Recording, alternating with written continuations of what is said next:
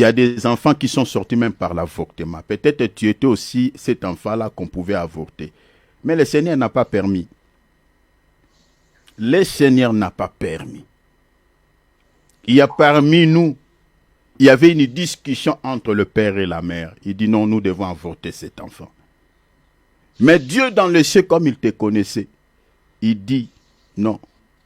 Il refuse et il a sémé peut-être une résistance dans l'esprit de la mère. Il a sémé peut-être un esprit de résistance chez le père. Il dit non, tu ne vas pas enlever cet enfant. Ce n'était pas ton père, ce n'était pas non plus ta maman, mais c'était Dieu qui ne voulait pas parce qu'il avait un programme avec toi. Aujourd'hui, là, tu te retrouves dans les corps de Christ. Il y a ceux qui sont morts païens. Vous connaissez leur sort. Les gens qui meurent sans connaître Christ, chers enfants de Dieu, ceux qui les entendent, ce n'est pas quelque chose de bien. Mais toi, tu connais Dieu parce qu'il était mort aussi pour toi, pour que tu sois sauvé. Je ne te dirai pas, tu vas dire ceci à Dieu, tu vas dire ceci, cela à Dieu. Non, dis-lui ce qui monte dans ton cœur. Si tu reconnais que tu as la vie éternelle, aujourd'hui même si Christ tarde à venir et que la mort nous surprend, chers enfants de Dieu, nous avons une place au ciel. Nous avons des corps que Jésus a réservés pour nous. Les corps là sont symbolisés aussi comme des robes blanches, des corps incorruptibles. Nous n'irons pas à la même endroit que le méchant. Le Seigneur va nous cacher dans la gloire comme pauvre Lazare. Dis-lui merci s'il vous plaît. Dis-lui des mots qu'il faut. Bénissons le nom de Dieu. Bénissons son Saint-Nom. Prions alléluia. Père. S'accrocher, s'accrocher. Vous savez, le plus grand commandement, comme je l'ai toujours dit, de la Bible, ce n'est pas d'abord servir Dieu. Ce n'est pas d'abord faire je ne sais pas quoi pour le Seigneur. Jésus a dit à l'église d'Éphèse, je connais ta persévérance, je connais tes œuvres. Jésus connaissait le travail de cette église. Il connaît toutes les bonnes actions de cette église, mais il était contre elle. Il dit, ce qui suis contre toi, ce que je contre toi, c'est parce que tu as perdu quelque chose, tu as perdu l'essentiel. L'essentiel, c'était quoi? Le premier amour. Oh, le premier amour, selon Matthieu chapitre 22, verset 37 à 39, c'est l'amour envers Dieu. L'amour envers Dieu. Le Seigneur veut que nous puissions l'aimer. Le Seigneur, il attend de nous cela. Il veut que nous puissions manifester l'amour envers lui. Et cet amour consiste à quoi? À garder sa parole. Or, pour pouvoir garder sa parole, cher enfant de Dieu, il faut la méditer. Si vous ne méditez pas, mes bien-aimés, votre cœur sera vide. Jésus veut que quand il regarde nos cœurs, quand il jose, quand il sonde, qu'il retrouve des versets bibliques ça et là. Qu'il retrouve des passages bibliques ça et là. Mais dans le cœur de certains chrétiens, il n'y a pas la parole de Dieu. C'est seulement les choses du monde qui ont rempli le cœur de certains chrétiens. Le péché, le convoitise charnel qui remplissent le cœur des chrétiens. Il n'y a aucun verset biblique, il n'y a pas de passage biblique, il n'y a pas la parole de Dieu. Les chrétiens oublient facilement, même ce qu'on a prêché dans nos réunions, ils oublient facilement. Mais ils n'oublient pas les rancœurs, ils n'oublient pas l'amertume, ils n'oublient pas les personnes qui les ont offensés. Ils ruminent ces gens dans les cœurs. Non, le Seigneur dit, je ne veux pas que vos cœurs soient les dépôts d'amertume, soit les dépôts de calomnie, soit les dépôts de mauvaises choses, mais gardez plutôt ma parole. Jésus dit, celui qui m'aime, il gardera ma parole. Il veut que nos cœurs soient les dépôts qui gardent sa parole. Tu vas demander à Dieu, si on arrive à ce niveau-là, cher enfant de Dieu, à ce moment-là, le Seigneur peut dire, même si tu ne le confesses pas dans ta bouche que Jésus, je t'aime, mais le Seigneur saura que tu l'aimes. Parce qu'il va sonder ton cœur, il va regarder et dire, regarde cet enfant, il a plein de versets bibliques dans son esprit. Il ne médite que ma parole. Je vois dans son esprit, il n'y a que des passages bibliques, il n'y a que des versets bibliques. Il garde ma parole. Mais ne te limites pas seulement à garder. Quand tu as la connaissance de la parole de Dieu, tu dois aussi vivre cette connaissance. Alors demande à Dieu, Seigneur, donne-moi un cœur qui t'aime. Et si tu aimes Dieu, s'il te donne ce cœur-là, c'est-à-dire tu aimeras sa parole. Tu ne vas pas passer tout ton 24 heures, mes bien-aimés, que sur la toile, sur les réseaux sociaux, sur des futilités. Tu prendras aussi le temps de lire la Bible. Tu prendras aussi le temps de développer ta vie d'intimité avec le Seigneur. Alors prie, prie, prie. Dis Dieu, Seigneur, j'ai compris que jusqu'à ce moment-là, je te parle, je t'aime pas. Voilà, papa, je te demande, donne-moi un cœur qui t'aime. Prions, s'il vous plaît. Demande-lui au nom pour tout et sur toutes choses. Tu resteras pour nous un Père, pour toujours. Tu resteras pour nous un Dieu à jamais. Tu resteras. Tu resteras. Tu resteras. Même si, Seigneur, tu tardes à venir et que nous mourions, ce n'est même dans la tombe, on sera avec toi. Parce que j'ai vu, Seigneur, même Lazare dans la tombe. Seigneur, tu étais avec lui. Les gens pensaient que Jésus n'était pas là. Mais ton esprit était avec lui. Alléluia. J'ai vu Shadrach, Meshach, Abednego dans la fourneuse. Tu étais avec eux là-bas dans le feu. J'ai vu, Seigneur, lors de ta mort, tu as suivi même les saints qui étaient, Seigneur, dans le séjour des morts. Seigneur, même dans le séjour des morts, tu nous suivras. Tu seras avec nous tous les jours. Tu ne nous abandonneras jamais. Et nous aussi, nous n'allons jamais t'abandonner. Tu resteras pour nous un Seigneur et l'unique. Je dis l'unique et l'unique. Personne n'enlèvera cela dans nos pensées. On tuera la chair, mais notre esprit sera toujours gravé par la pensée de Dieu, par l'esprit de Dieu. Que personne ne nous fasse de la peine, car nous portons sur nous la marque de Christ, la marque de Jésus. Nous avons cette marque dans nos pensées, nous avons cette marque dans nos esprits, nous avons ces cachets, nous avons ce sang de l'esprit dans nos cœurs. De mon papa, rien ne me séparera de mon Jésus. Rien ne me séparera de mon Créateur. Rien ne me séparera de mon Sauveur. Rien ne me séparera de mon Jésus. Rien ne me séparera de mon papa. Rien ne me séparera de mon Sauveur. Oh, je sens l'amour de Dieu dans mon cœur. Je sens une joie immense. Il est avec nous. Il est au milieu de nous. Que le nom du Seigneur soit élevé. Que le nom du Seigneur soit adoré. Bien-aimé, avec le pouvoir que Jésus t'a donné, avec la puissance que Jésus t'a accordée. Mais bien-aimé, vous savez, ce qui est bien avec notre Dieu, la vérité sort de sa bouche. Les mensonges, mes bien-aimés, ne sortent pas de sa bouche. Notre Dieu n'a jamais menti. Il n'a jamais menti. Est-ce que vous croyez à cela? J'aimerais entendre des amens ici. Alléluia. Est-ce que vous croyez que notre Dieu n'a jamais menti? Les mensonges ne s'est jamais trouvé dans sa bouche. Est-ce que vous croyez à cela? Amen. Tout ce qu'il dit, mes bien-aimés, est vrai. Tout ce qu'il dit, c'est la vérité. Vous savez pourquoi Jésus, à chaque fois, il disait tout le temps, en vérité, je vous l'ai dit. Vous voyez cela? En vérité, je vous l'ai dit. Mais regarde maintenant ce qu'il dit comme vérité dans la parole. Il dit, mes fils, mes filles. Il dit, je vous ai donné le pouvoir sur le serpent. Vous comprenez déjà le contexte du serpent ici, non? Vous avez déjà la connaissance par rapport à ce serpent. Parce que le diable est considéré en tant que le serpent ancien. Donc tous les démons sont des serpents, tous les sorciers, tous les occultistes sont des serpents. Il dit encore, sur le scorpion. Si vous lisez dans Apocalypse 9 là-bas, on nous présente encore des scorpions comme étant des esprits impurs. Il dit sur toute la puissance de l'ennemi, même ce que la Bible n'a pas dit, mais qui appartient au camp de l'ennemi, c'est-à-dire tout ce qui est de là-bas, des camps de ténèbres. Le Seigneur dit toute la puissance de l'ennemi. Le Seigneur dit et rien ne pourra vous nuire. Vous voyez quelle suprématie, quelle domination que Jésus nous a donnée sur les forces du mal. C'est pour cela, cher enfant de Dieu, il ne faut pas avoir crainte, il ne faut pas avoir peur quand tu fais un mauvais cauchemar, quand tu fais un mauvais rêve. Tu réveilles en sursaut, tu commences à trembler. Tu dis, hé, ils sont venus me récupérer. Je sens leur présence. Tu commences à trembler. Il y a d'autres même qui ne prient pas. Il va récupérer sa couverture. Il va le placer jusqu'à la tête, de la tête jusqu'aux pieds.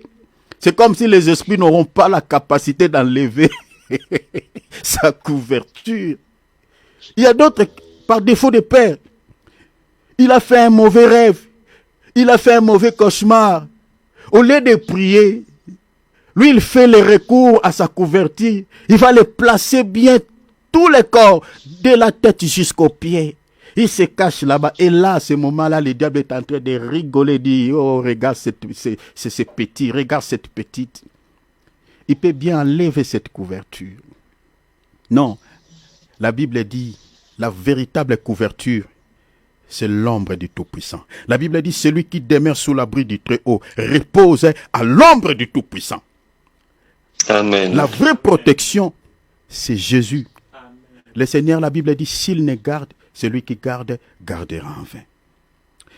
Tu as le pouvoir. Tu ne peux pas avoir peur des démons. Tu ne peux pas avoir peur des sorciers. Tu ne peux pas avoir peur de tout. Parce que tu as le bien-aimé. La Bible dit, celui qui est enfant, selon la parole de Dieu, il est considéré comme un esclave. Il sera toujours assujetti par des tuteurs.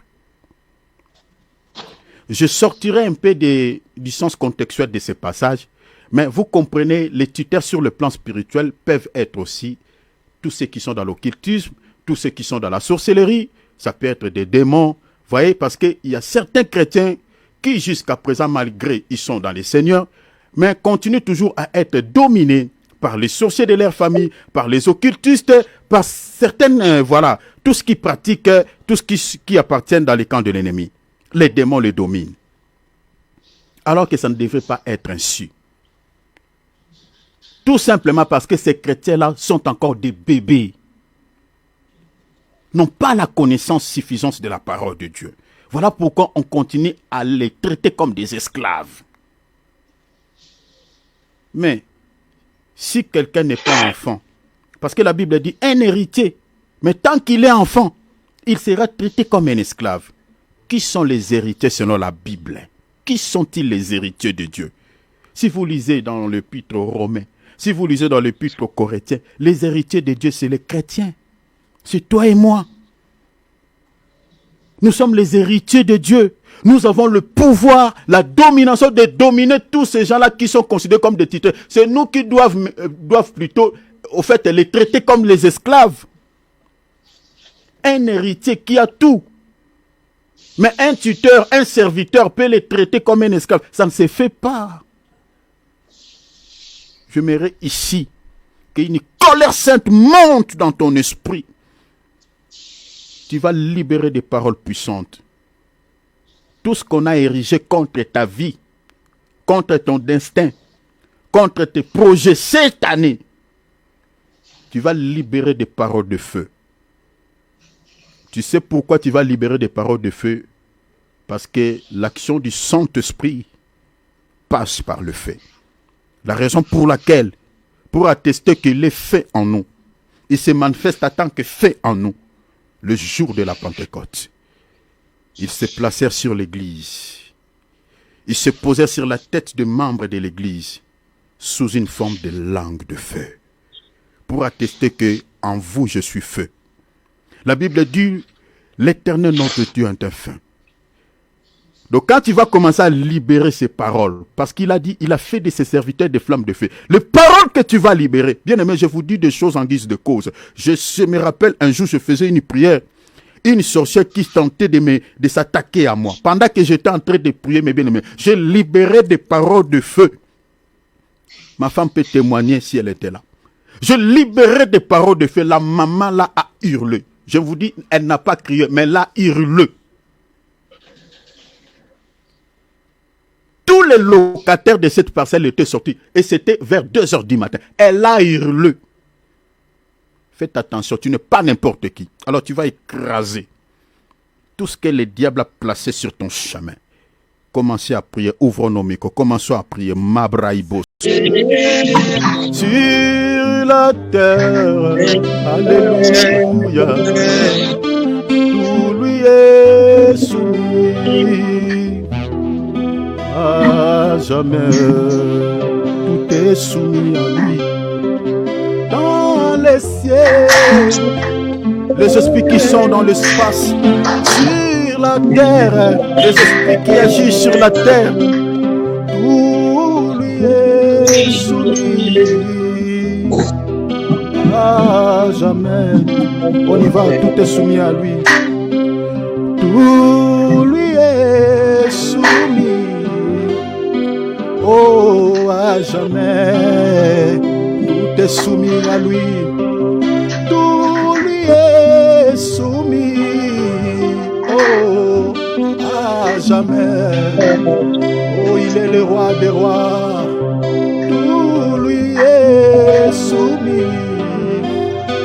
Oh, à jamais. Alléluia. Tout lui est soumis. Oh, à jamais. Alléluia. Tout lui est soumis. À jamais. Tout lui est soumis. Oh, à jamais. Alléluia, alléluia.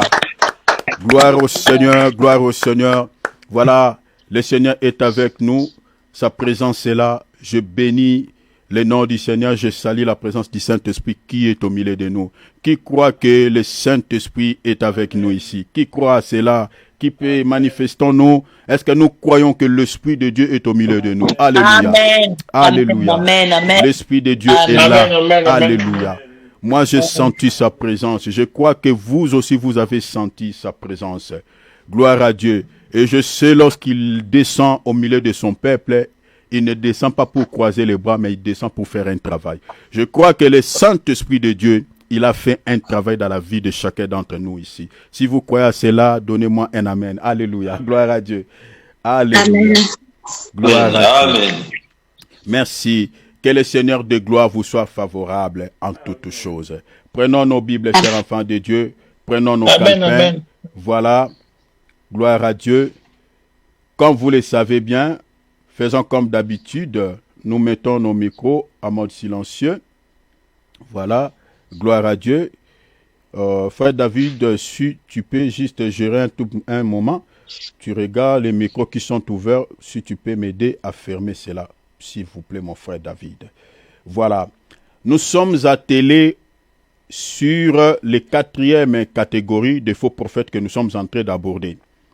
Donc, la première catégorie de faux prophètes que nous avions abordé ici, c'était ceux qui sont dans la magie. Là, on avait expliqué beaucoup de choses. Ceux qui sont dans la magie aujourd'hui, nous en avons plein dans nos assemblées. Donc, nous avons pas mal de faux prophètes qui ont touché de la magie, qui ont touché la Kabbale. Je pense que vous entendez souvent cela, ce mot Kabbale, Kabbale. Donc, il y a beaucoup qui sont, quand vous voyez, comme je nous avais dit, un serviteur de Dieu qui aime aller tout le temps en Israël, bien aimé. Je ne dis pas tous, hein, mais ouvrons quand même vos yeux si vous avez un pasteur qui aime partir tout le temps en Israël. Parce que c'est là où, mes bien-aimés, ils vont ramasser cela, cette magie-là. Bien qu'il y a aussi des extensions, ça et là, à travers le monde. Donc, il y a d'autres qui ont touché à la magie, d'autres sont dans la franc-maçonnerie, d'autres sont dans la magie noire, d'autres sont dans la magie blanche. Nous en avons plein. Je crois que quand je nous donnerai des signes pour pouvoir connaître ces gens, mes bien-aimés, les écailles tomberont sous vos yeux. Priez beaucoup seulement pour nous parce que quand on dévoile ce genre de choses, l'ennemi ne n'est pas comptable. Bon, même s'il n'est pas comptable, nous n'avons pas la force contre la vérité, nous n'avons que pour la vérité. Voilà. Donc, nous allons vous donner les signes, mes bien-aimés, qui vous permettront de connaître ces gens parce qu'ils sont au milieu de nous, sont tellement nombreux. Alors, ça c'est la première catégorie, ceux qui ont touché à la magie. La deuxième catégorie, nous avons parlé sur les arnaqueurs ou les voleurs. On avait soutenu cela par rapport à ces passages de Jean chapitre 10, verset 10. La Bible dit, le voleur ne vient que pour dérober. Les voleurs dont on parle dans ces passages, c'est le diable. On avait expliqué cela dans deux dimensions. Nous avons parlé ces deux différentes manières. où le diable opère pour pouvoir dérober. Donc, il utilise aussi, au fait, cette dimension spirituelle et puis la dimension physique. Donc, il peut dérober dans la dimension spirituelle, il peut dérober dans la dimension physique. On avait évoqué pas mal de passages. On a vu dans la vie de Job, le diable est entré dans des corps, dans les Sabéens, pour pouvoir dépouiller Job de ses richesses.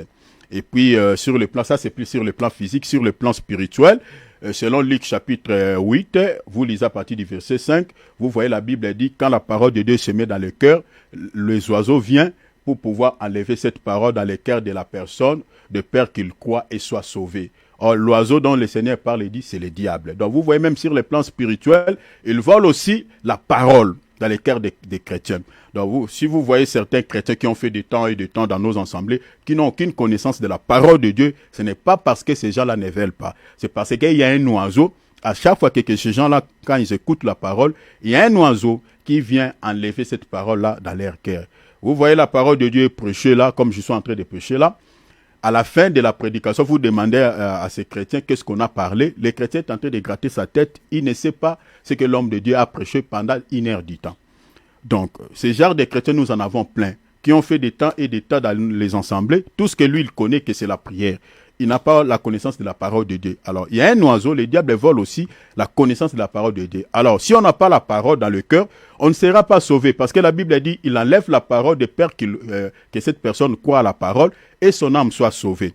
Donc, il enlève dans un seul objectif qu'il ne veut pas que les gens soient sauvés. Donc, il dérobe aussi sur le plan spirituel. Voilà pourquoi si vous êtes quelqu'un qui, la parole de Dieu ne vous intéresse pas trop, ou vous avez du mal à lire la Bible, ou vous ne gardez pas vraiment, vous n'avez pas l'esprit de garder la parole de Dieu ou les versets bibliques dans votre cœur, il faut prier. C'est que dans votre vie, il y a un oiseau, vous comprenez, parce que c'est ça sa spécialité, dérober aussi sur le plan spirituel.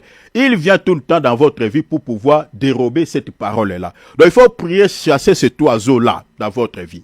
Alors on avait expliqué aussi, le diable était un voleur, il vole, mais ses serviteurs aussi, ceux qui travaillent dans son royaume, utilisent aussi cette même méthode pour pouvoir dérober sur le plan spirituel, dérober aussi sur le plan physique. On avait expliqué pas mal de choses par rapport à cette deuxième catégorie. Comment est-ce que les faux prophètes dérobent? Vous entrerez dans certaines églises, vous trouverez que certaines églises sont devenues des boutiques, des supermarchés. Tout est vendu là-bas. On vend l'huile d'onction, on vend l'eau, tout est vendu. Alors que Jésus, dans Matthieu chapitre 21, il a dit clairement que vous ne pouvez ni vendre dans l'église de Dieu, vous ne pouvez ni acheter. Parce qu'il dit, la parole de Dieu est gratuite, les guérisons sont gratuites, les miracles sont gratuits. Il a chassé les vendeurs, ceux qui vendaient dans les temples. Il a chassé même les acheteurs. Jésus a condamné même ceux qui achetaient. Vous comprenez? Donc le jugement de Dieu sera pour ceux qui vendent les choses de Dieu, ceux qui vendent même dans les assemblées de Dieu, même ceux qui achètent, Dieu les condamnera. Pourquoi vous achetez? On vous vend l'huile, vous achetez. On vous vend des objets, les calendriers qui ont l'image de l'homme de Dieu, vous achetez. On vous vend des t-shirts qui ont, je ne sais pas, les écrits, voilà, les effigies de l'homme de Dieu, vous achetez. Donc les églises de Dieu sont devenues comme des super. Jésus dit, ma maison sera appelée uniquement maison de prière, et non caverne de voleurs. Il dit, vous en faites le lieu qui est censé d'adorer Dieu, une caverne de voleurs. Il dit, ma maison sera appelée maison de prière. Donc, on avait expliqué beaucoup de choses là-dessus, donc j'aurais du mal à retourner derrière. Donc, réécoutez les vidéos que nous avions mis à votre disposition sur nos différentes plateformes. Vous tomberez sur des vidéos comme ça. Alors, ça c'était la deuxième catégorie. Alors, nous avons encore parlé sur la troisième catégorie, qui ne sont rien d'autre que ceux qui sont possédés par l'esprit de l'erreur. Nous avons expliqué ici encore pas mal de choses. Donc, vous voyez que j'avais dit que ceux qui sont possédés par l'esprit de l'erreur, ce n'est pas le fait qu'on donne un verset biblique incorrect. Un homme de Dieu peut donner aussi un verset biblique incorrect.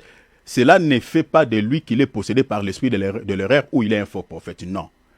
Ça, j'avais expliqué que c'est l'erreur, le fait de donner un verset biblique incorrect, c'est une erreur qui est au niveau mental et non en tant qu'un esprit. Parce que même Marc, dans l'évangile de Marc chapitre 1er, Marc aussi avait commis une erreur par rapport à un texte biblique. Donc il a expliqué il a utilisé un passage biblique en donnant un verset biblique incorrect.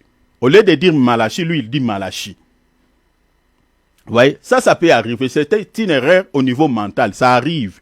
L'homme de Dieu peut commettre aussi l'erreur au niveau mental parce qu'il est épuisé. Vous comprenez, pendant qu'il est en train de prêcher, là, comme je suis en train de prêcher, je perds le fil.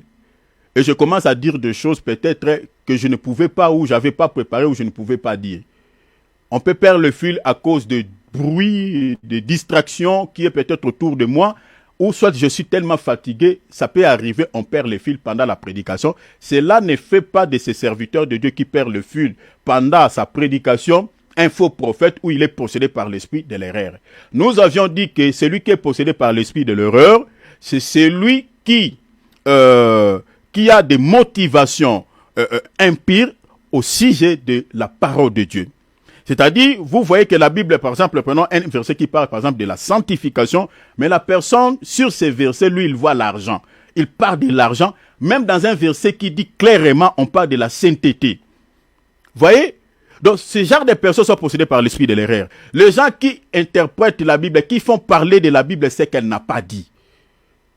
Vous comprenez? Donc, ils disent des choses au nom de la parole de Dieu, alors que si vous vérifiez dans les Écritures, vous ne trouvez pas ce que l'homme de Dieu est en train de dire. Ce sont ces gens-là que nous disons que sont la troisième catégorie de faux prophètes qui sont possédés par l'esprit de l'erreur. C'est-à-dire, le diable dans la Bible est considéré aussi en tant que l'esprit de l'erreur. Vous voyez cela? Donc, j'avais donné des exemples comme, par exemple, le verset qui interdit, par exemple, à une femme de prêcher la parole. C'est écrit noir sur blanc. C'est une doctrine que les apôtres ont laissée. Mais aujourd'hui, vous allez voir, il y a des femmes qui donnent aussi des versets bibliques. C'est comme s'il y a guerre des versets. Alors que c'est écrit, même commençant même si on peut prendre même des écritures dans la loi. Prenons par exemple même le Seigneur Jésus-Christ. Même parmi les sacrificateurs, il n'y avait pas une femme. Parmi les sacrificateurs, il n'y avait pas une femme. Prenons même par exemple parmi les 12 apôtres de Jésus-Christ, il n'y avait pas une femme. Mais cela ne dit pas qu'une femme ne peut pas prêcher. Non, une femme peut prêcher en dehors du sanctuaire. Elle peut faire l'évangélisation. Vous comprenez? Elle peut gagner aussi des âmes et les amener dans tout ça. Mais du haut de la chair, là où il y a les hommes, une femme ne peut pas se permettre de se mettre du haut de la chair, annoncer la parole pendant que les hommes sont. La Bible dit non. La Bible dit, je ne permets pas à l'enfant de prendre l'autorité. Ça, c'est la doctrine. La doctrine, c'est-à-dire la pratique. Mais il y a certains. Alors, les gens qui autorisent aux femmes de prêcher la parole, qui ont consacré des femmes, qui ont donné des ministères aux femmes, ces gens-là sont possédés par l'esprit de l'erreur. Je crois que quand je toucherai sur des fausses doctrines, je parlerai même sur les consécrations que nous avons aujourd'hui. Donc, un serviteur de Dieu qui est possédé par un esprit de l'erreur, c'est celui qui interprète la parole de Dieu hors de son... C'est-à-dire, il prend un verset, mais il le fait sortir hors de son sens contextuel pour faire un prétexte. Comme j'avais dit, par exemple, ce serviteur, je dis entre guillemets, ce serviteur de Dieu, qui avait récupéré l'écriture de 1 Jean chapitre 14, qui dit, le Seigneur dit, je vais au ciel, je vais vous préparer des places. Il y a plusieurs maisons, demeures dans la maison de mon Père. Je vais vous préparer une place parce que je veux que là où je suis, vous y soyez aussi. Et l'homme de Dieu, il a récupéré cette écriture, il a expliqué ça. Littéralement, il commence à parler qu'au ciel, il y aura des places pour tout le monde, il y aura des maisons, chacun aura sa maison. Donc, il a pris l'esprit d'égoïsme que nous avons ici sur la terre, où chacun, il a sa petite maison. Lui, il pense aussi au ciel, où chacun aura sa petite maison, sa petite cuisine. Il va faire sa cuisine à lui, avec sa petite marmite. L'esprit que nous avons de l'égoïsme, on va transporter cet esprit au ciel, où chacun aura sa propre demeure, sa petite maison. Il a pris ça littéralement. Il a osé même de donner une superficie en valeur numérique. Donc il a fait des calculs, mais bien aimé, charnellement. Ce sont ces genres de personnes que nous disons qui sont possédées par l'esprit de l'erreur. Et nous avions expliqué cette écriture que quand la Bible dit, je vais dans la maison de mon Père, il y a plusieurs demeures. C'est-à-dire dans la maison, on parle d'une maison, mais à l'intérieur de cette maison, il y a plusieurs demeures. Nous avions dit que aujourd'hui, nous avons une seule maison où à l'intérieur, il y a plusieurs compartiments, où il y a plusieurs demeures. Même dans les temples de Jérusalem, il y avait un seul temple, mais à l'intérieur du temple, il y avait plusieurs compartiments. Aujourd'hui, Jésus lui-même, il a dit que détruisez ces temples à 3 jours, je les rebâtirai. La Bible dit, il parlait du temple de son corps. Donc, c'est-à-dire la maison aujourd'hui ou le temple aujourd'hui, une seule maison ou un seul temple que nous avons, c'est le corps mystique de Jésus-Christ. Mais à l'intérieur de ce corps, nous avons encore plusieurs petites demeures parce que le corps de l'être humain aussi est une tente, est une maison. Hébreux chapitre 3, verset 6. La Bible dit Christ est comme fils sur sa maison. Donc, on parle des chrétiens. Donc, nous sommes des petites maisons, mais dans une maison. De petites demeures, mais dans une maison. Au fait, les corps ou les maisons ou les demeures que le Seigneur va nous accorder, on appelle ça des corps incorruptibles. C'est-à-dire, on aura des corps incorruptibles. Ce sont ces corps-là qui sont considérés comme étant des demeures, mais dans une maison qu'on explique les corps mystiques de Jésus-Christ. Donc, n'a rien à voir avec des habitations physiques et des maisons physiques. Donc, le Messie avait vraiment tapé à côté. Donc, c'est ça ce qu'on appelle l'esprit de l'erreur. Donc, c'est-à-dire, la personne lit la Bible, mais il interprète la Bible charnellement, voilà, tout ça. On avait donné pas mal d'exemples, même ceux qui soutiennent la doctrine de la polygamie, ceux qui soutiennent la doctrine de la Trinité, voilà, vous comprenez. Donc, un seul verset de la Bible où on voit les baptêmes donnés au nom du Père et du Fils et du Saint-Esprit. Les gens, ils ont récupéré ces versets, ils ont battu toute une doctrine par rapport à ces versets et on commence à donner les baptêmes au nom du Père et du Fils et du Saint-Esprit. Ils ont laissé tous les versets bibliques qui parlaient du baptême au nom de Jésus. Il y en a pleinement, ils ont tout laissé. C'est ça l'esprit de l'erreur. Pourquoi vous avez abandonné tous ces versets? Tout ça pour bâtir toute une doctrine. Ça, c'est ça les diables. C'est ça Satan. Donc, il y en a pas mal de choses. Même ceux qui disent que voilà,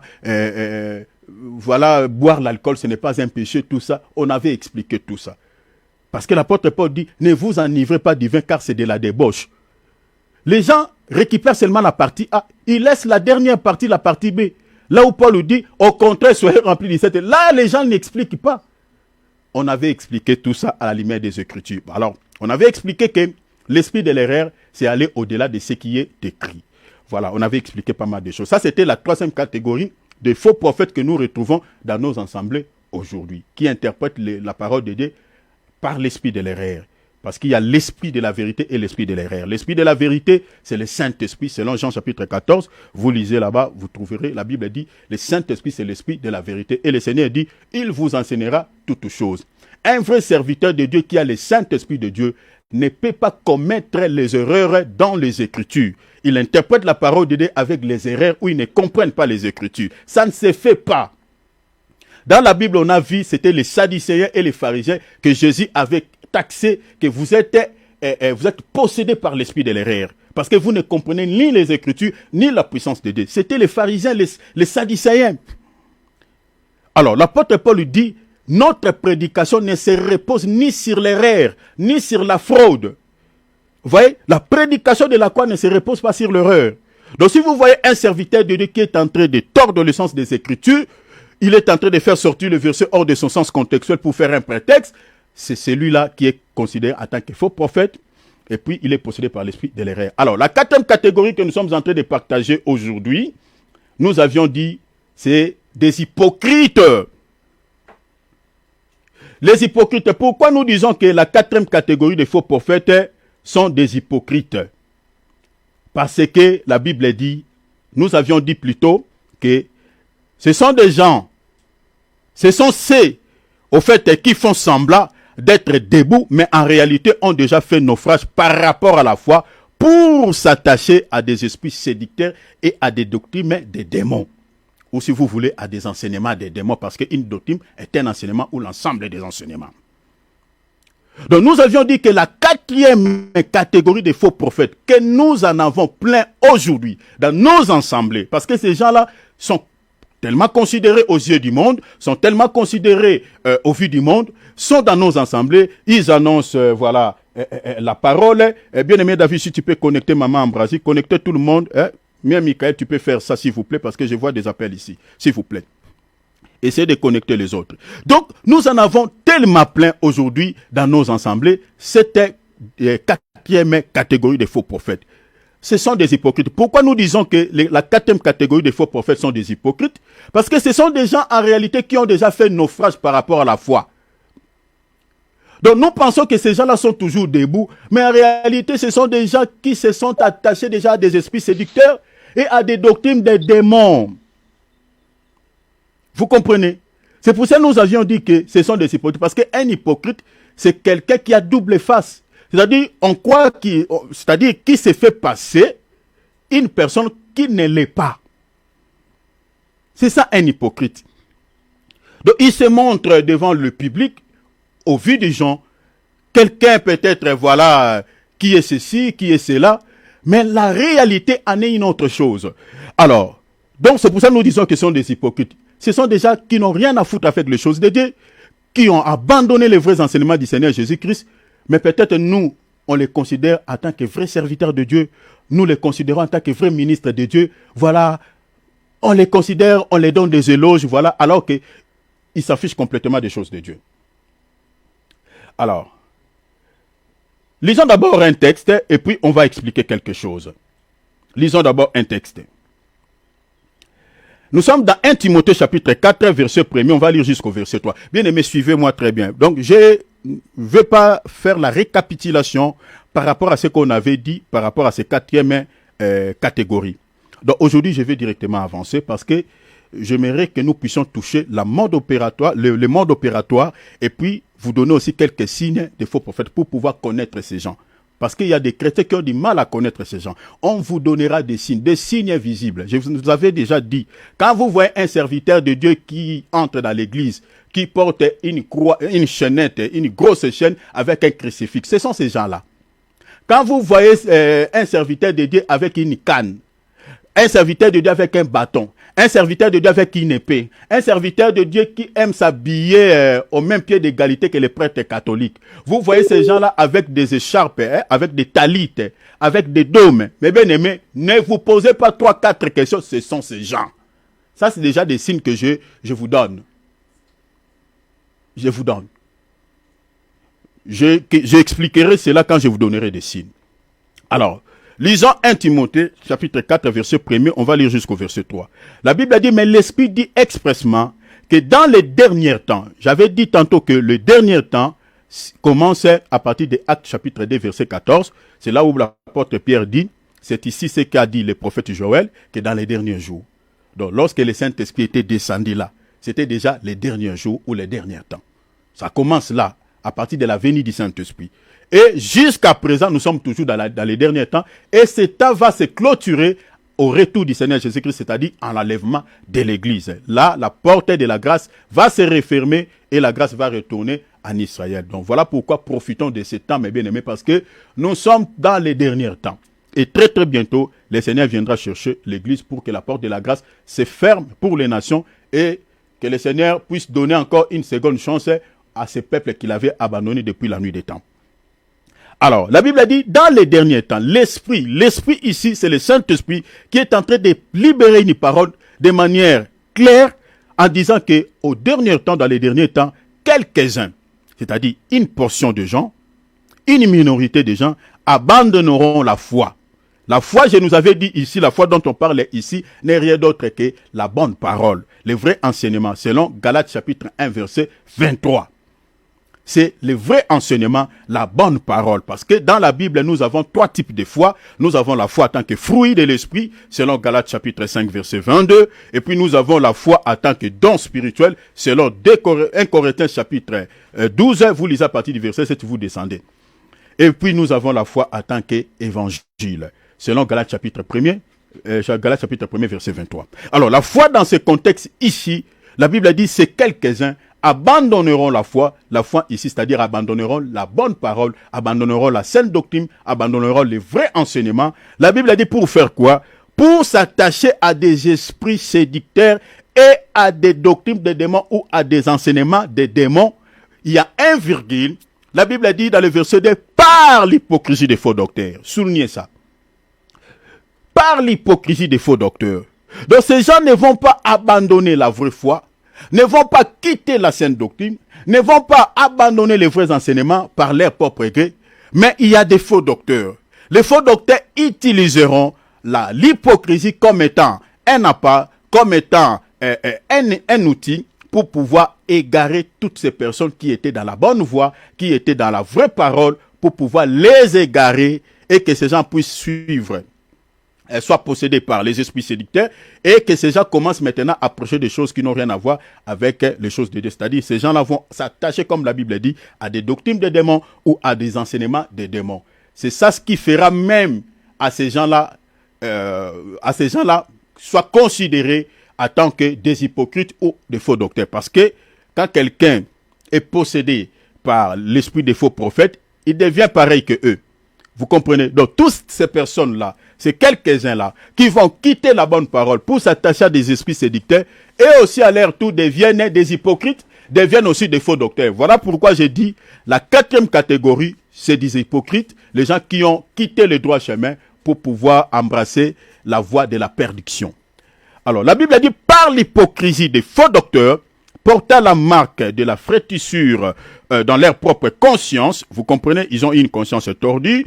Donc, la Bible a dit, là, le verset 3, prescrivant, vous voyez, ou interdisant de ne pas se marier. Soulignez cela. De ne pas se marier. Et la Bible a dit, et de s'abstenir de certains aliments que Dieu a créés. Ça, c'est déjà quelques signes que l'apôtre Paul nous a donnés. Et tout à l'heure, là, je vous expliquerai ces signes-là. Si vous voyez quelqu'un déconnecté, connectez-lui, s'il vous plaît. Donc, ça, c'est déjà des signes que l'apôtre Paul nous donne. Il dit, ces gens-là interdisent à tout celui qui veut servir le Seigneur de pouvoir se marier. Donc, il y a un célibat forcé. Vous voulez servir le Seigneur, on vous force d'être devenu célibat. Et puis, il y a des restrictions, il y a des interdictions au sujet de certains aliments que Dieu a créés. Maintenant, regardez. Je vais expliquer quelque chose ici. La Bible a dit, quelques-uns abandonneront la foi. Quelques-uns abandonneront la foi. Une portion de gens, une minorité de gens vont quitter la vraie foi, vont quitter la bonne parole pour s'attacher à des esprits séducteurs. J'avais posé la question ici. Qui sont-ils, ces gens-là réellement? Qui sont-ils exactement, ces gens? Ces minorités de personnes qui vont quitter le droit chemin, qui vont abandonner la vraie parole, la bonne parole. Ils ont abandonné la vraie parole. Ils se sont égarés sur le droit chemin pour emprunter une voie qui amène à la perdition. Qui sont-ils, ces gens? J'avais posé une question ici. Est-ce que Dieu peut-il appeler un chrétien, quelqu'un, au salut?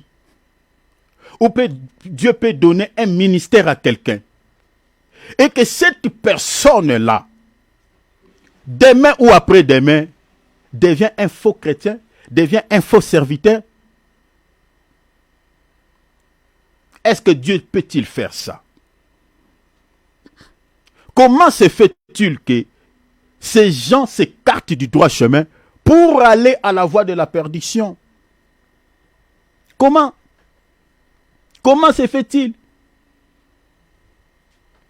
Un chrétien authentique, un serviteur de Dieu destiné au salut, comme le prophète Jérémie ou le prophète Ésaïe, peut abandonner la bonne parole pour s'attacher à des esprits séducteurs et à des doctrines des démons.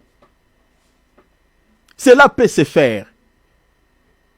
Dieu qui a dit à Jérémie, Jérémie mon fils, Ésaïe mon fils, avant que je t'aie formé dans l'utérus de ta mère, je te connaissais. Avant que tu fusses sorti, je t'avais établi prophète de la nation. Maintenant, un tel chrétien, peut-il perdre son salut? Peut-il s'écarter de la bonne parole pour embrasser des fausses doctrines, pour être possédé par des esprits séducteurs? Vous savez, ici, retenez déjà, aujourd'hui, si nous avons du mal à ramener ceux qui sont perdus, ceux qui ont quitté le droit chemin, ceux qui ont embrassé les fausses doctrines, mes bien-aimés, c'est parce que derrière les faux enseignements ou les fausses doctrines, il y a des démons. Vous avez vu ça? La Bible a dit, la Bible parle des doctrines des démons. Ce n'est pas facile à une personne qui s'est écartée du droit chemin ou qui est enseignée, vous comprenez, qui reçoit des faux enseignements ou qui est possédé par des faux enseignements ou qui est possédé par les enseignements des faux prophètes, les ramener, mes bien-aimés, dans la bonne parole, ce n'est pas facile. Parce que derrière les fausses doctrines, il y a des démons, il y a des esprits méchants. Donc pour ramener une personne qui est dans les fausses doctrines, il faut que Dieu intervienne. Il faut prier le Seigneur. Moi, j'ai fait plusieurs fois des débats avec les témoins de Jéhovah. Bien aimé, tu le montres noir sur blanc avec leur propre Bible là, qu'ils ont modifié. Tu le démontres noir sur blanc que Jésus-Christ est le Dieu véritable. Tu leur donnes des versets. La personne te pose des questions. Il dit, mais toi, toutes ces connaissances, tu as appris ça où? Mon frère Philippe connaît un jour, on a eu un débat ici avec un témoin de Jéhovah.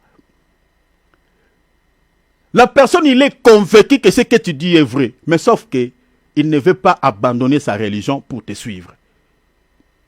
Donc vous comprenez que derrière les faux enseignements, il y a les forces du mal. Si le Seigneur n'intervient pas, cette personne-là n'abandonnera pas sa religion pour te suivre. Voilà pourquoi, pour pouvoir ramener tous ces gens-là dans la vraie foi, il faut prier pour eux. Alors, moi, la question qui m'est venue dans l'esprit, j'ai dit, est-ce que Jérémie le prophète? Donc, remplacer aujourd'hui Jérémie, toi. Parce que avant que tu te retrouves dans les choses de Dieu, Dieu te connaissait. Parce que ces quelques-uns-là, mes bien-aimés, représentent les chrétiens en général, représentent le ministre de Dieu, qui ont abandonné la vraie parole, la vraie foi, pour embrasser des fausses doctrines, pour s'attacher à des esprits séducteurs. Mais la question est celle de savoir, est-ce qu'un vrai chrétien, quelqu'un que Dieu, comme la personne comme Siméon, le Seigneur a dit à Siméon, Siméon, tu ne connaîtras pas la mort sans toucher au sali. Il y a des Siméons dans ce monde. C'est-à-dire, tu ne mourras pas si tu n'es pas converti, si tu n'es pas sauvé. Il y a des Siméons. Maintenant, un Siméon, un Jérémie, depuis l'utérus de sa maman, Dieu l'avait déjà consacré serviteur de Dieu. Dieu l'avait déjà appelé au salut. Une telle personne peut quitter la bonne parole, peut quitter le vrai enseignement, peut quitter la bonne nouvelle pour s'attacher aux esprits séducteurs, pour pouvoir quitter, c'est-à-dire quitter la vraie parole, quitter le droit chemin et aller à la perdition. Est-ce que cela est possible? La réponse est non.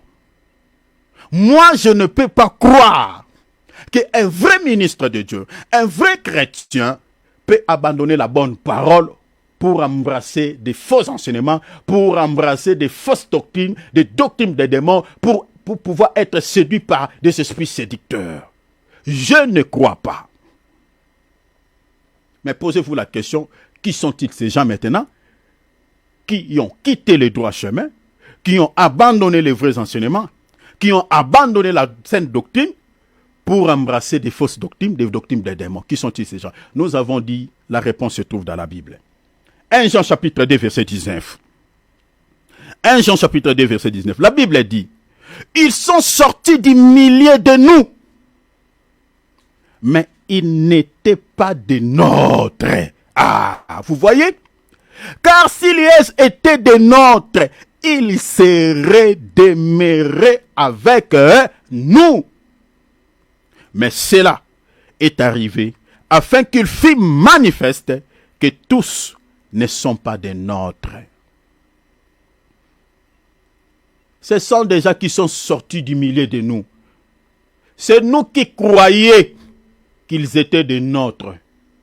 Mais Dieu lui-même dans le ciel savait que ces gens-là, malgré qu'ils sont aujourd'hui en train de s'embrouiller avec mes enfants, là, se camoufle au milieu de mes enfants, mais ne sont pas mes enfants, sont des ivrés. Parce que l'église locale est comparée à un champ où on a semé la bonne sémence et on a semé la mauvaise sémence. C'est dans les mêmes champs. Donc dans nos assemblées locales, là, nous sommes composés de ces deux types de plantes. Il y a des ivrés et il y a aussi des blés. Parce que l'ivraie est très similaire au blé. Est très semblable. Donc vous pouvez arracher l'ivraie et l'ivraie à la place du blé. Plutôt le blé à la place du livret. Ce sont des gens-là, ces gens-là, qui sont sortis du milieu de nous. Mais la vraie réalité, la réalité est qu'ils n'étaient pas des nôtres.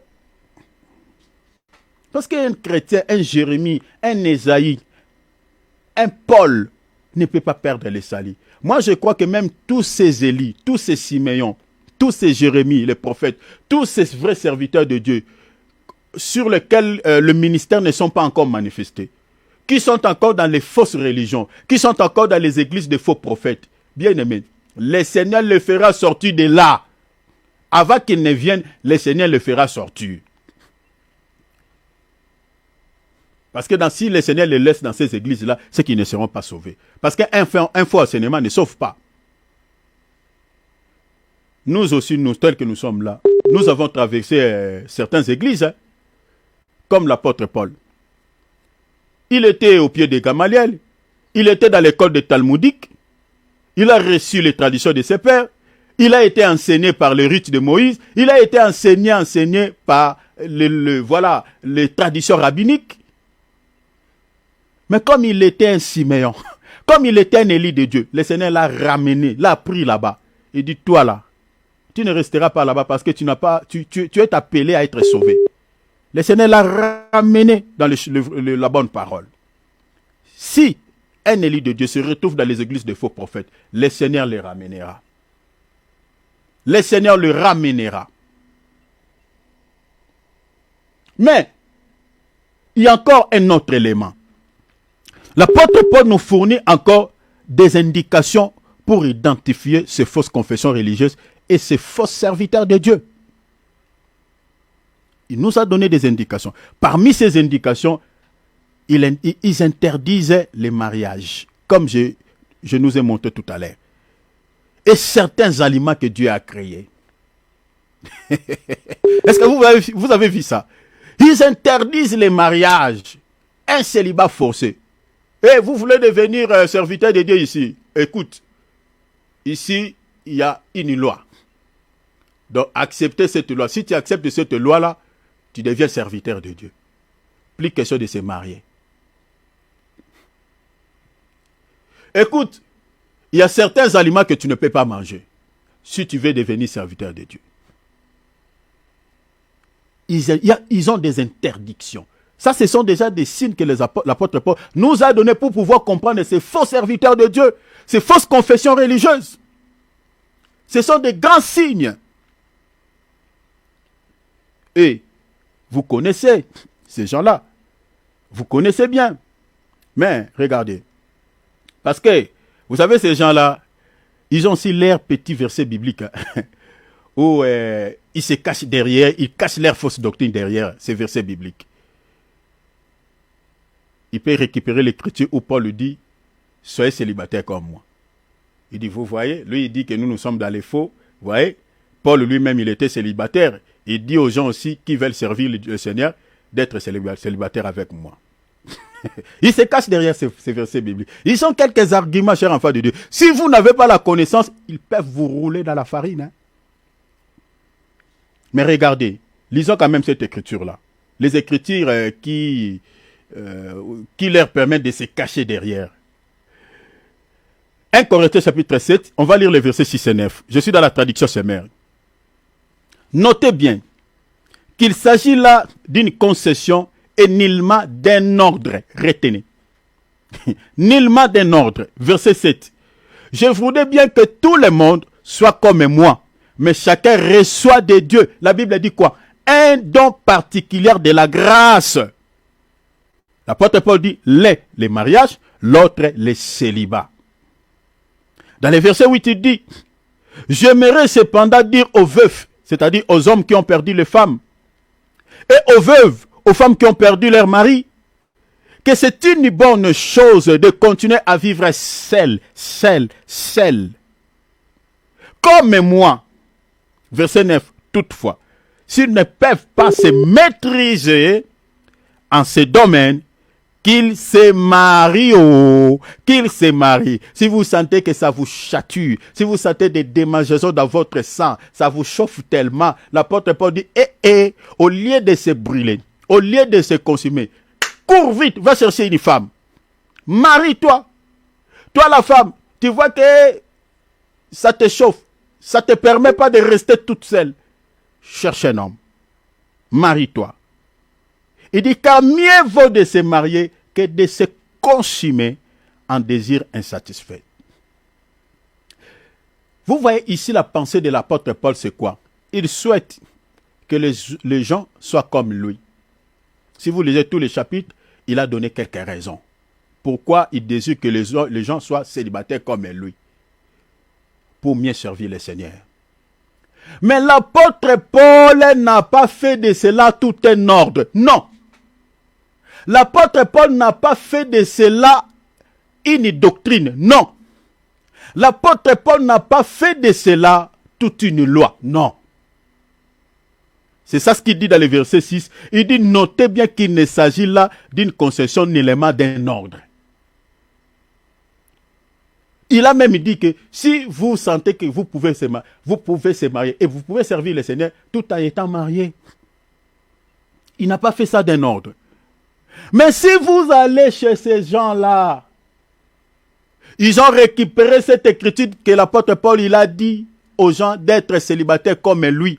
Et puis il a souligné, il dit que chacun reçoit un don particulier. Quand on parle d'un don, c'est-à-dire Dieu a donné une capacité à certaines personnes de rester célibat toute leur vie. Vous savez que dans la Bible, il y avait des gens comme ça qu'on appelait les eunuques, qui n'avaient pas de désir de femmes. Quelqu'un que Dieu a créé avec toutes les capacités de pouvoir sentir les désirs sexuels, vous le dites, de pouvoir se priver pour servir Dieu. Mais bien aimé, c'est pour cela que vous voyez que dans ces églises-là, où ils ont forcé les gens de devenir des célibataires, mais bien aimé, il y a des impudicités, mais bien aimé, comme pas possible. Vous savez, vous êtes informés. Dans ces assemblées-là, on les attrape avec les femmes d'autrui. Je connais un cas ici, ma femme peut témoigner, hein, où un prêtre de ces églises-là, il tourne avec, avec une fille comme ça. Il y a des cas comme ça. Plein des enfants des prêtres sont ici en Europe, qui étudient dans de belles écoles. Vous voyez, mes bien-aimés, on est en train de mentir qui? Vous mentez qui? On a forcé les gens les célibats, alors que dans leur esprit, ils n'ont pas ces dons que l'apôtre Paul dit. L'apôtre Paul dit que chacun reçoit les dons. Il y a certains qui ont des dons de célibat. Moi, dans l'église où je suis sorti, nous avons eu un frère comme ça. Je ne sais même pas si ce frère-là, aujourd'hui, il est marié. Il était plus âgé à l'époque que moi. Jetez son nom ici. Mais bien aimé, ce frère-là, il avait ces dons-là de célibat. Je ne pense même pas qu'il est marié. On ne l'a jamais trouvé. Mais bien aimé, nous sommes convertis, on l'a trouvé chaste. Le Seigneur nous a donné le ministère, mais bien aimé, il est toujours chaste. Il n'a jamais, mais bien aimé, côtoyé une femme. Il n'a jamais proposé une femme. Même les pasteurs s'étonnaient, il dit, toi là, vraiment, je ne sais pas. Toi, tu n'as pas un fiancé. Il était déjà âgé, hein. Mais il avait les aides de servir Dieu. Il était quelqu'un qui avait la crainte de Dieu. Il y a des gens comme ça, qui ont les dons de célibat. Donc, si vous n'avez pas ces dons, l'apôtre Paul lui dit, au lieu de se brûler, marie et puis tu sers le Seigneur. L'apôtre Paul n'a pas fait ça un ordre. Mais vous allez voir dans ces assemblées-là, l'apôtre Paul lui dit, pour que vous compreniez, sont dans les faux. Pour que vous compreniez que ces gens-là se sont égarés de la voie du Seigneur. Ils ont récupéré cette notion de célibat comme étant toute une doctrine, comme étant, ils ont fait ça toute une loi. À tout celui qui veut servir le Seigneur doit rester célibat toute sa vie, alors qu'il n'a pas ces dons-là. Parmi ces gens-là, ou ces fausses confessions religieuses, nous avons le catholicisme romain, les prêtres catholiques romains. En particulier, les rites latins prennent un vœu de célibat et ne se marient pas. C'est toute une tradition, c'est toute une loi. Mais selon cette écriture, l'apôtre Paul n'a pas fait ça un ordre. Non. N'a pas fait ça une loi. Non. Il dit chacun reçoit un don particulier. C'est-à-dire, il faut que tu reçois ces dons. Si Dieu ne t'a pas donné ces dons de célibat, marie-toi. Donc lui, il avait ces dons-là. Le catholicisme romain. Nous avons encore l'église orthodoxe orientale. Les évêques orthodoxes orientaux doivent être célibats et sont généralement choisis parmi les moines, qui sont également célibataires. les prêtres orthodoxes orientaux. Nous avons encore l'église catholique orientale. Les évêques doivent également être célibataires.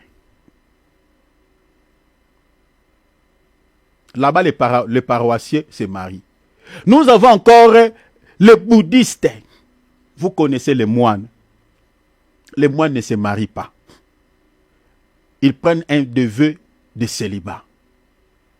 Nous avons encore certaines traditions hindoues. On les appelle les sannyasins. Prennent des vœux de célibat. Chez les hindous, certaines traditions hindoues. La liste est non exhaustive. Ils sont pleins. Où ils ont fait ça toute une loi. C'est pour cela que l'apôtre Paul dit, par l'hypocrisie de ces faux docteurs, interdisant de ne pas se marier. Vous comprenez que ces gens-là sont les faux docteurs, les faux serviteurs de Dieu. Ce n'est pas moi, c'est la Bible. Parce qu'ils ont fait parler de la Bible, ce que la Bible n'a pas dit. Ils interdisent aux gens de se marier alors que Dieu n'a pas interdit le mariage. Ça, c'est déjà un des signes qui nous montre que ces gens-là sont des faux serviteurs, sont dans la fausseté, sont dans l'égarement. L'apôtre Paul dit encore une autre chose. Ils interdisent aussi certains aliments que Dieu a créés. Dans certaines confessions religieuses, vous ne pouvez pas manger comme vous avez l'habitude de manger chez vous. Donc si vous êtes intégré dans cette religion-là, le serviteur de cette religion te diront, regarde, tu es devenu le membre de cette confession religieuse. Ici, il y a des lois. Il y a certains aliments que tu ne peux pas manger. Parmi ces confessions religieuses, nous avons le catholicisme. Certains jours de jeûne et d'abstinence, comme par exemple les vendredis saints et les carêmes. Les catholiques évitent de manger quoi? De la viande. La viande. Ils interdisent. Les témoins de Jéhovah ne consomment pas de viande d'animaux étouffés et ils abstiennent de manger du sang d'animaux comme le produit fait à base de sang, comme le boudin noir. Là-bas aussi, il y a l'interdiction. Donc si vous mangez le boudin noir, tu es témoin de Jéhovah, on peut t'excommunier, je pense. Et dis-toi, tu ne respectes pas cette tradition. Tu manges une viande étouffée. Une viande étouffée, c'est-à-dire un animal qui est décédé, peut-être d'une mort naturelle. Vous n'allez pas manger cet animal-là. Il y a des interdictions. Vous savez, ils soutiennent cela par rapport à quelle écriture? Ils ont aussi des versets. Hein? N'oubliez pas, ils ont aussi des versets. Ils soutiennent cela par rapport à quelle écriture? Ils utilisent Actes des Apôtres, chapitre 15, verset 29. Que dit cette écriture? La Bible dit, savoir de vous s'abstenir des viandes sacrifiées aux idoles. Donc ici, les apôtres interdisent des viandes sacrifiées aux idoles. Il dit, du sang, vous voyez, les sangs aussi, des animaux étouffés et de l'impudicité, choses contre lesquelles vous vous trouverez bien de vous tenir en garde à Dieu. Ce sont ces passages ici. Il dit, voilà, il est écrit. Vous voyez? Chers enfants de Dieu, suivez-moi ici très bien, s'il vous plaît. Parce qu'ils ont des versets. Donc quand vous êtes en train de leur dire, toi tu nous dis que nous sommes, on ne mange pas du sang, on ne mange pas le boudin noir, et on ne mange pas un animal étouffé. Est-ce que c'est nous qui ont dit ça? C'est la Bible. C'est Dieu qui est interdit. Ils ont des versets comme ça.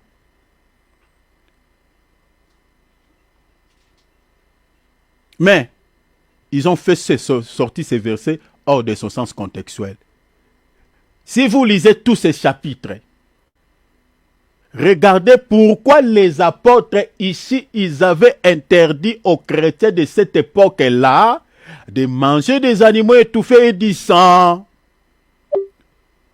Ça commence d'abord par la circoncision. Ce n'était pas seulement ça, c'était aussi des viandes sacrifiées aux idoles.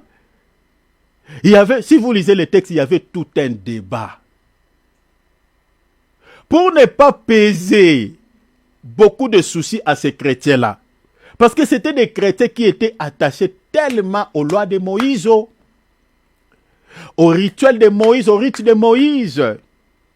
Maintenant, les apôtres ne voulaient pas les détacher totalement. C'est comme si quelqu'un aujourd'hui qui se convertit dans le Seigneur, il a encore toutes ses faiblesses. Il a encore tout ce comportement du monde. Vous ne pouvez pas, mes bien-aimés, lui dire directement d'arrêter tout en un seul jour. C'est compliqué. C'était le cas de ces chrétiens. Ils étaient très attachés à Moïse. Ils étaient très attachés à la Torah. Si vous lisez tous les chapitres, vous allez voir ça. Connectez les gens qui se déconnectent par de mauvaise connexion. Connectons ces gens-là, s'il vous plaît. Ils étaient très attachés à la Torah. Maintenant, quand ils se sont convertis dans le Seigneur, les apôtres, avec la sagesse qu'ils avaient, parce qu'il y a des chrétiens qui voulaient que ces chrétiens-là puissent abandonner tout directement. Ils voulaient que les chrétiens-là mettez son micro. Ils voulaient que ces chrétiens-là puissent se débarrasser totalement des rites de Moïse. Les apôtres disent non, avec la sagesse, disent non, allons mollo. C'est ainsi, ils ont dit, bon, nous allons seulement leur interdire certaines choses et puis les laisser d'abord évoluer. Parce que vous allez voir que quand l'église avait commencé, il y a des chrétiens qu'on ne pouvait pas, c'est-à-dire il y avait beaucoup de soucis. Les apôtres, avec la sagesse de l'Esprit de Dieu, ne voulaient pas imposer trop de soucis à ces chrétiens. On laissait d'abord les enfants de Dieu puissent grandir. Preuve année, plus loin, regardez, dans 1 Corinthiens chapitre 10, verset 25, l'apôtre Paul dit quoi? Il dit, vous pouvez manger tout ce qui se vend au marché sans vous poser des questions par scrupule de conscience, c'est-à-dire avec une conscience tranquille sur l'origine de certains aliments. Donc, plus loin, quand les choses ont évolué, les apôtres, ils ont compris, ils disent, bon, cette fois-ci maintenant, on pouvait dire, vous pouvez manger tout ce qui se vend. Même si cet animal-là a été étouffé, mangez. Vous voyez cela? Maintenant, ils ont laissé ça. Ils se sont abasés à une écriture qui n'ont pas compris le sens contextuel. Nous avons encore les adventistes du 7e jour. Quand vous entendez les églises des adventistes du 7e jour, mes bien-aimés, là-bas encore, il y a des interdictions de la viande. Ils ne mangent que tout ce qui est végétaux. Il y a l'interdiction, par exemple, du porc et les fruits de la mer, c'est-à-dire les crabes, si vous voulez, voilà, ce que moi j'aime beaucoup là, ce poisson-là qui a beaucoup des écailles là, on appelle ça encore comment, les crevettes, voilà. Il y a des interdictions de ce genre de poissons. Si vous allez dans l'église adventiste du 7e jour, interdiction de certains aliments. Mais bien aimé, je suis en train de vous donner déjà quelques confessions religieuses. Vous trouverez qu'ils confessent Jésus, hein. Mais vous trouverez, il y a des interdictions de certains aliments. Donc ne vous fiez pas seulement quand on entend Jésus, ah, ils ont Dieu. Ah, ici, c'est que nous sommes pareils. Nous sommes dans les choses. Mais bien aimé, attention. La Bible dit, ce sont des loups, se sont glissés au milieu de nous. Vous n'entendez pas là-bas, on dit Satan, Jésus, les églises adventistes du 7e jour. Mais ils ont quelques interdictions. Attention avec le porc. Attention avec la crevette. Attention avec le crabe. Attention avec toute la viande. Des interdictions de certains aliments. Pourquoi? Pourquoi? Alors que la Bible dit, mangez tout ce qui se vend au marché. Les églises de Jésus-Christ des saints des derniers jours, qu'on appelle communément les Mormons. Là-bas, ils évitent quoi? Les cafés. En plein hiver, vraiment comme ça, vous m'interdisez les cafés, donc que je meurs quoi. Ils interdisent le thé.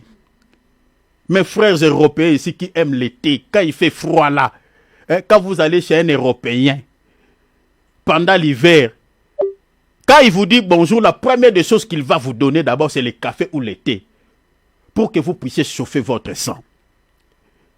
Mais chez les Mormons là-bas, le café interdit. Donc même si tu te sens froid, restez comme ça. Le thé interdit. Ils interdisent également l'alcool et le tabac. Là, c'est bon. Mais le thé et le café. Les musulmans, les porcs, ils ne mangent pas. Tout animaux, les animaux, les carnivores. Par exemple, chez nous, là-bas, comme les chiens. C'est un animal carnivore. Tout ça, qui aime manger quoi? Aime manger la viande, la chair. Chez nous, il y a des tribus qui mangent les chiens. Il y a certaines personnes qui mangent les chats. Prenons par exemple les serpents. Prenons par exemple, voilà, les lions. Prenons par exemple, voilà, tous ces carnivores que vous connaissez qui ne mangent que de la chair. Les musulmans là-bas, vous mangez comme ça, on vous fout dehors, je pense. Excommuniés de l'islam. Ils ne mangent pas. Les porcs ne mangent pas. Les crocodiles, ils ne mangent pas. Tous les oiseaux de proie, ils ne mangent pas. Interdiction sur interdiction. Ceux qui pensent que le judaïsme, comme c'est les juifs, font pas de juifs, voilà, c'est quelque chose, une religion chrétienne. Là-bas aussi, il y a des interdictions. Ils ne mangent pas les porcs. Et tout ce qui est crustacé, c'est-à-dire tous les fruits de la mer, crevettes, comme je viens de vous dire, crabes, langoustes, homards, écrivisses, coquilles, comme tout ça, le membe là que nous aimons manger, voilà, coquilles Saint-Jacques, pâte de crabes. Donc tout ça, ils ne mangent pas. Dans le judaïsme, là, quand vous attendez judaïsme, voilà les interdictions. Donc ceux qui veulent entrer là-bas, regardez ce que vous allez refuser de manger. On va vous interdire de manger. Ils ne mangent pas. Les hindous, la viande, ils ne mangent pas. La plupart sont des végétariens. Il y a aussi quelques racines où ils ne mangent pas. Prenons par exemple les oignons. Donc, ils préparent la nourriture sans oignons, sans ail. Est-ce que vous voyez cela? Donc, ils interdisent aux gens certains aliments. Ils ne mangent pas. Retenez tous ces fausses confessions religieuses que je vous montre. Ils ne mangent pas. Chez le bouddhisme, là-bas, ils interdisent quoi? Tout ce qui est viande, ils ne mangent pas. Ils mangent que tout ce qui est végétaux. Jaïnisme, ils mangent que tout ce qui est végétaux. Et certains légumes aussi, comme la racine, ils ne mangent pas. Prenons par exemple la patate douce, pomme de terre, ils ne mangent pas. Les oignons, ne mangent pas. Donc vous voyez toutes ces fausses religions qui sont dirigées par ces faux prophètes. Il y a des interdictions, il y a certains aliments que Dieu a créés, vous ne pouvez pas manger. Si vous voulez adhérer dans leurs assemblées, vous ne pouvez pas manger. Voilà pourquoi l'apôtre Paul dit, il y a quelques minorités de gens qui ont quitté le droit chemin, qui ont quitté la vraie église, qui ont quitté la vraie parole, et se sont attachés à des esprits séducteurs, et se sont attachés à des doctrines de démons, par l'hypocrisie des faux serviteurs de Dieu, par l'hypocrisie des faux prophètes, prescrivant, interdisant de ne point se marier et de s'abstenir de certains aliments que Dieu a créés. Je vous ai donné la liste de certaines fausses confessions religieuses qui confessent Jésus comme nous, mais où il y a des interdictions, certains aliments vous ne pouvez pas. Ils interdisent aux gens de pouvoir se marier, les gens qui n'ont pas les dons. Vous avez vu. Et l'apôtre Paul dit, ce sont des faux serviteurs de Dieu. Ce sont des faux prophètes. Ce sont des faux docteurs. C'est l'apôtre Paul qui le dit. Ce n'est pas moi. La Bible nous dit de manger tout ce qui se vend au marché. Chers enfants de Dieu, peut-être si de votre propre gré, vous ne voulez pas manger cette chose-là parce que ça vous fait pas du bien. Ça, il n'y a aucun souci. Mais si les gens attachent cela à une religion, à une loi, aux rituels, aux cérémonies, aux traditions religieuses, c'est là où ça devient maintenant la sorcellerie, ça devient quelque chose de louche. C'est pour cela que l'apôtre Paul dit, ces gens-là, ou dans leurs religions, dans leurs églises, dans leurs confessions religieuses, interdisent certains aliments, l'apôtre Paul dit, ce sont des faux serviteurs de Dieu. C'est l'apôtre Paul qui dit. Où on impose les gens avant de servir Dieu, de rester célibat toute leur vie. Il dit ce sont des faux serviteurs de Dieu.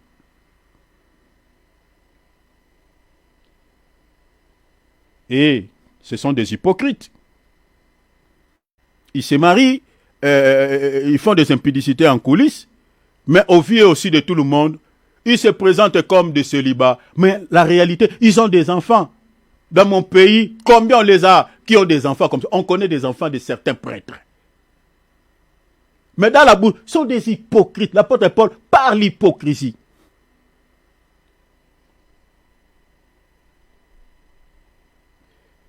Mais maintenant, je vais clôturer dans 5 minutes. La Bible dit que par l'hypocrisie des faux docteurs, ces gens-là vont abandonner la foi pour s'attacher à des esprits. Ces minorités, quelques personnes de gens vont quitter la bonne parole délibérément parce qu'ils ont été séduits par l'hypocrisie des faux prophètes. Maintenant, on va expliquer cette hypocrisie. Retenez déjà l'hypocrisie des faux prophètes ici fait référence aux faux enseignements, fait référence, vous comprenez, aux fausses doctrines, fait référence aux enseignements des démons ou aux doctrines des démons. Mais retenez, l'hypocrisie des faux docteurs fait également référence au levain. Au levain. Or, qui dit levain selon la Bible, c'est un enseignement, mais un enseignement qui est donné par les faux serviteurs de Dieu. Je réitère, je dis ceci. L'hypocrisie dont l'apôtre Paul fait mention dans l'épître de 1 Timothée, chapitre 4, à partir du verset 1er jusqu'au verset 3, cette hypocrisie-là n'est rien d'autre que les levains. Or, quand on parle du levain dans la Bible, on fait référence à un enseignement faux. Lisons. Luc chapitre 12, verset 1er. Jésus avertit ses disciples de se garder du levain des pharisiens. Retenez, du levain des pharisiens, qui est l'hypocrisie. Est-ce que vous avez vu ça? Donc, mettez dans vos calepins, l'hypocrisie égale les levains. C'est ça ce que vous devez écrire.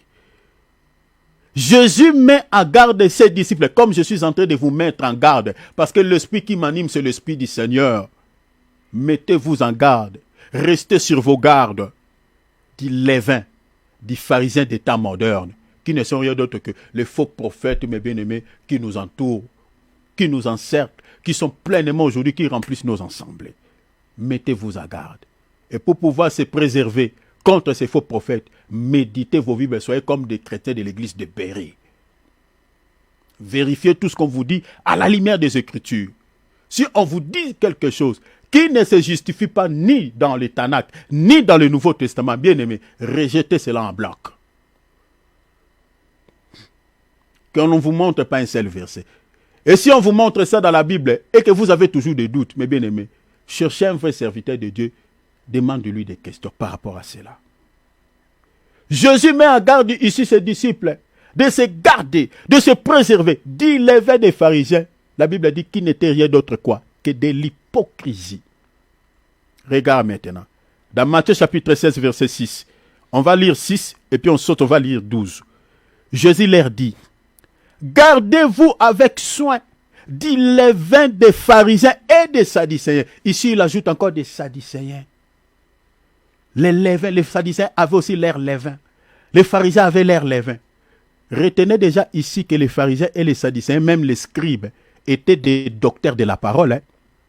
Si vous lisez dans Jean chapitre 3, l'évangile de Jean chapitre 3 verset 1, vous sautez, vous lisez 9. Vous allez voir là-bas, les pharisiens étaient des docteurs de la loi. Nicodème, il était un pharisien, l'un des pharisiens. La Bible dit qu'il était un docteur de la loi.